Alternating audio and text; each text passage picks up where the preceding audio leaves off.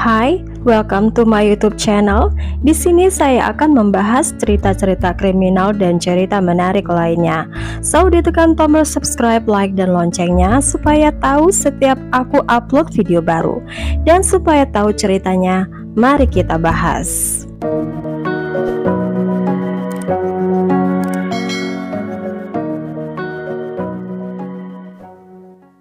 Tiffany Shore menjalani kehidupan yang nyaman dengan kakaknya Amber bersama kedua orang tuanya, Anthony dan Gina Shore.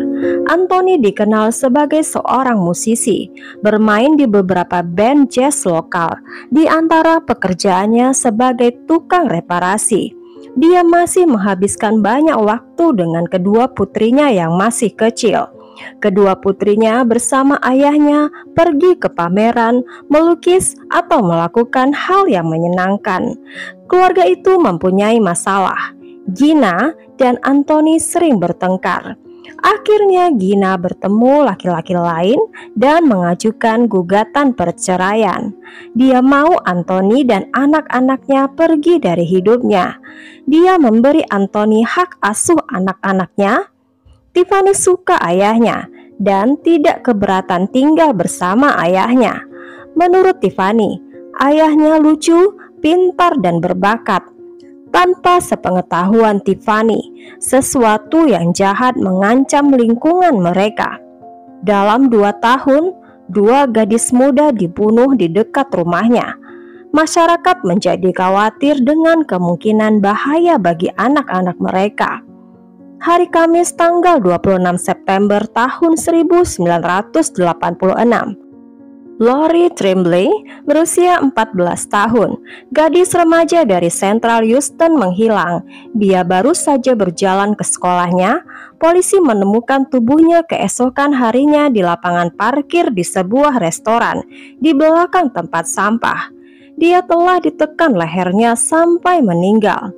Satu bukti yang mereka miliki adalah penyebab kematiannya: bekas jari-jari di lehernya dan tanda pengikat di sekitar lehernya.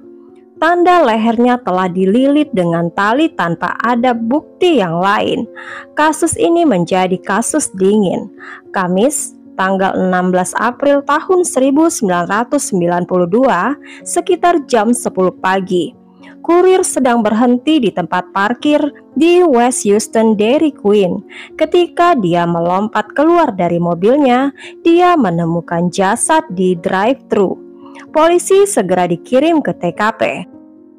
Polisi memeriksa jasad itu, terlihat ada kekerasan seksual. Sebuah bukti tertanam di leher korban, sebuah tourniquet darurat semacam alat yang mencengkram leher seseorang dalam upaya menghabisi korban. Polisi berhari-hari menyelidiki TKP dan mengumpulkan sampel DNA. Potongan kuku diambil dari tubuh Maria dan disimpan untuk nanti bila diperlukan. Saat polisi sedang bekerja, seorang yang tak terduga tiba di TKP. Ayah Maria tiba di TKP, di mana ada polisi yang sedang mengidentifikasi jasad dan mengumpulkan barang bukti. Maria del Carmen Estrada, seorang wanita keturunan Hispanik yang bekerja sebagai pengasuh anak. Dia di sekitar Spring Branch. Setelah reporter melaporkan pembunuhan, melakukan serangan dengan senjata rakitan. Ketakutan melanda lingkungan sekitar. Masyarakat menjadi gelisah. Orang menjadi takut meninggalkan rumah mereka.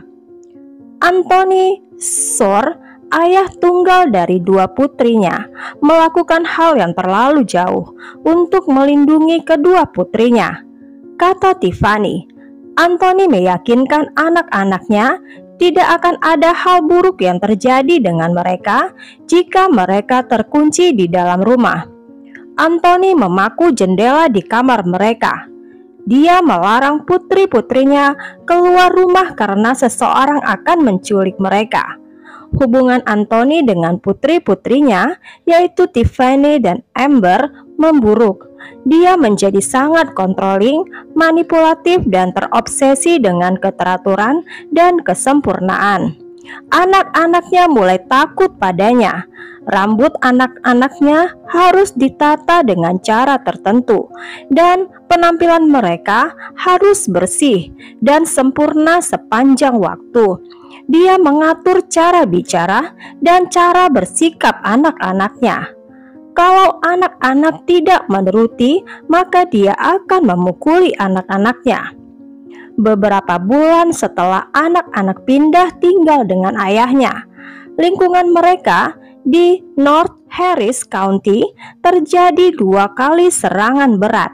Pertama, seorang laki-laki bertopeng menyerang Selma Jansky berusia 14 tahun setelah dia pulang dari sekolah.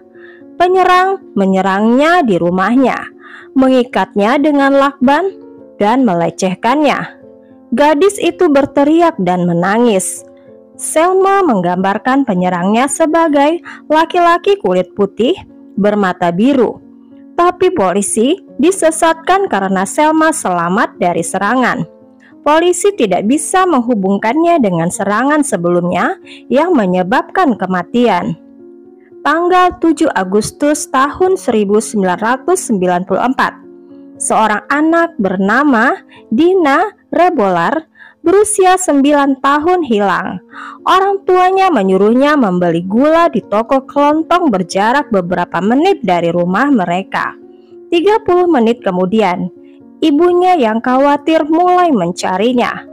Dia panik dan berlari kembali ke rumahnya dan memberitahukan suaminya dan menelpon 911. Polisi mengerahkan pencarian di lingkungan itu dan mengerahkan beberapa helikopter di dalam dan di sekitar kota Houston. Polisi shift malam yang melakukan pencarian mencek gudang yang ditinggalkan pemiliknya. Ketika polisi mengerahkan lampu senter mengarah ke tempat sampah, polisi melihat jasad gadis kecil.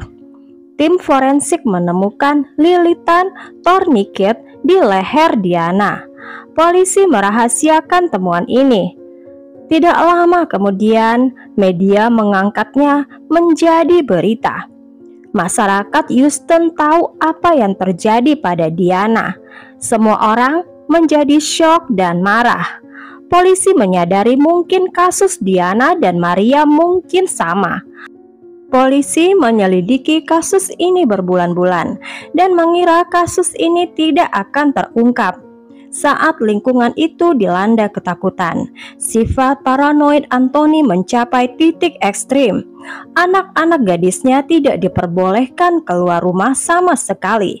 Mereka terkadang diperbolehkan pergi sekolah dalam seminggu, tapi kebanyakan mereka dikurung di dalam rumah.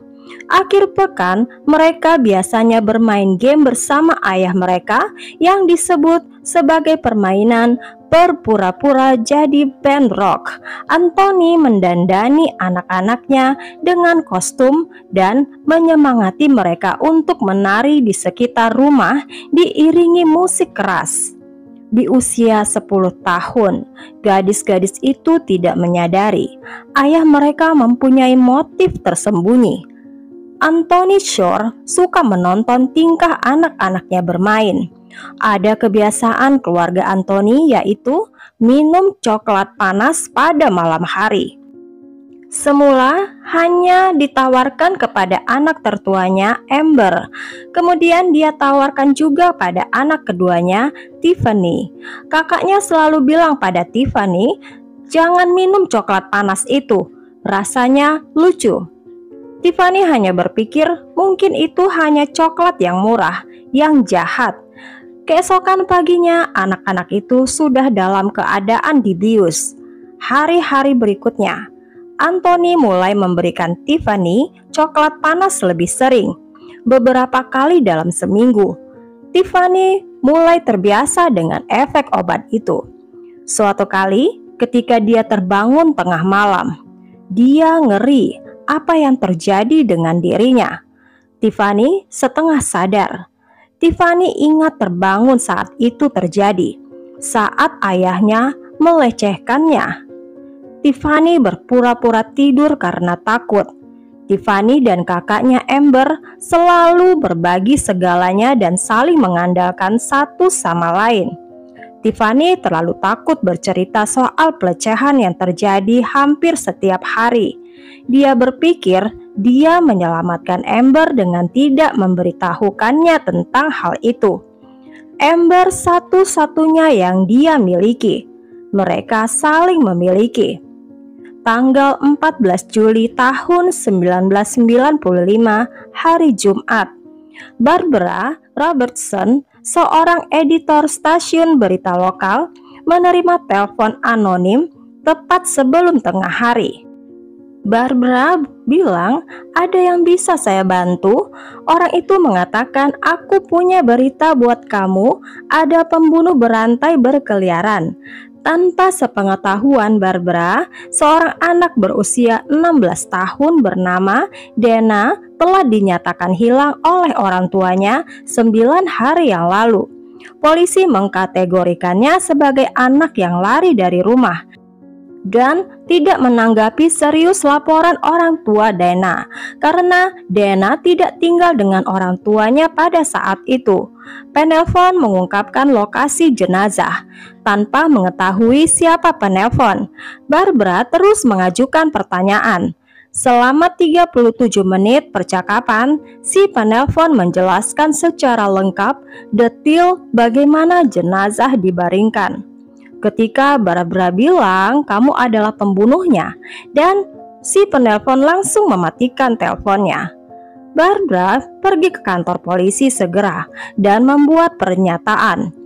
Polisi mengikuti arah si penelpon ke jalan buntu yang melewati jalan 145 North Houston.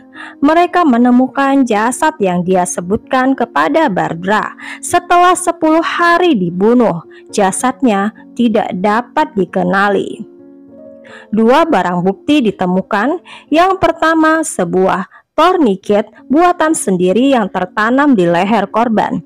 Bukti kedua adalah satu set cincin ditemukan di jari korban. Hasil autopsi menyatakan jasad telah dibuang lebih dari seminggu dan korban diperkirakan berusia 16 tahun.